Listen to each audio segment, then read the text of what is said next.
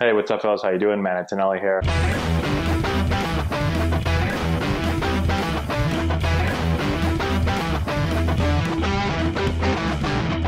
Hey, what's going on, everyone? How we doing? Matt Antonelli here. Today we're talking about bat path, the importance of bat path. This will determine whether you're a consistent hitter or not. And there's a lot of misconceptions when it comes to bat path, and we're going to talk about them today. So anytime I look at a hitter, when I get a hitter that comes in for a lesson and they're struggling, the first thing I look at is their bat path. What is their bat doing through the hitting zone? This is going to tell me so much about the hitter. Now, the two things that I'm looking for in bat path, the first thing is attack angle. And you can get these readings if you have a bat sensor. We use blast motion. It's going to tell you what the barrel of the bat is doing through the hitting zone. So basically, as the bat is about to make contact with the ball. And what you want to see is a barrel that is going to be moving slightly up through the hitting zone and into contact. This is very, very key. Slightly up into the hitting zone, okay? So I'm going to draw it from a different angle here. If this is level, let's say that the barrel, we're thinking about the barrel coming through like this, okay? That is level right there. That would be 0 degrees, okay? This would be negative. This would be positive. Okay?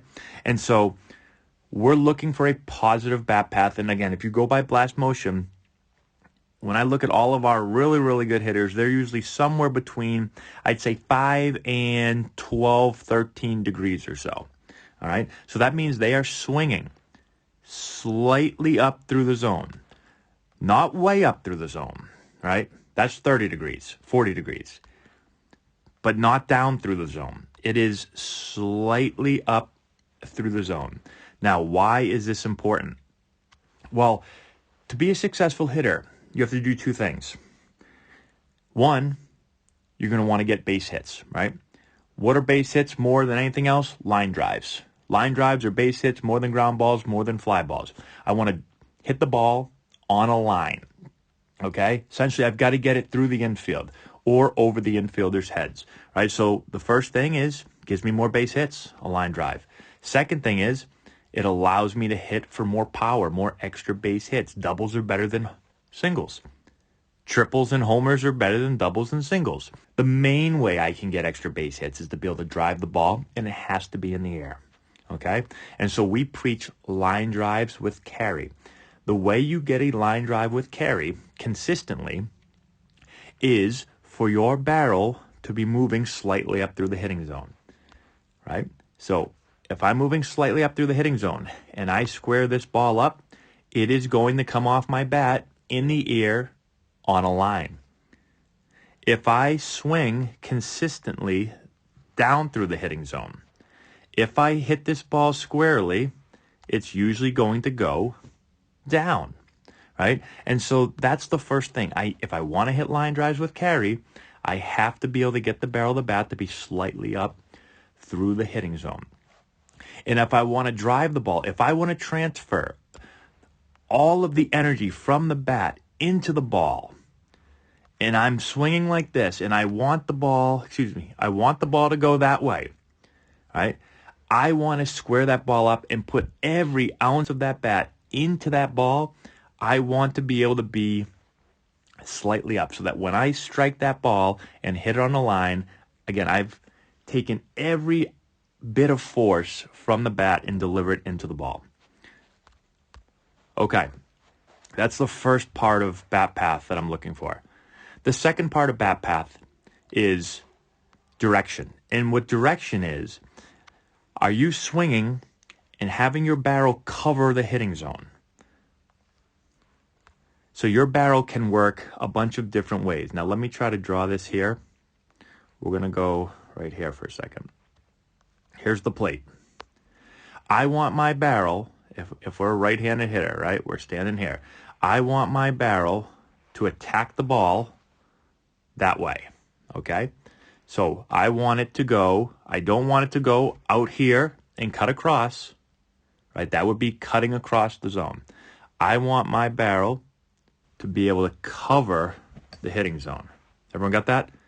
And so in order for me to cover the hitting zone, that would be for a ball a little bit more away. That would be for a ball a little bit more in. The way I do that is being from the inside, okay? From the inside out. So you can see right here as she turns. Let me get rid of those two. Her barrel is tight to her shoulder. And so she can, from this position, release the barrel away if the ball's away.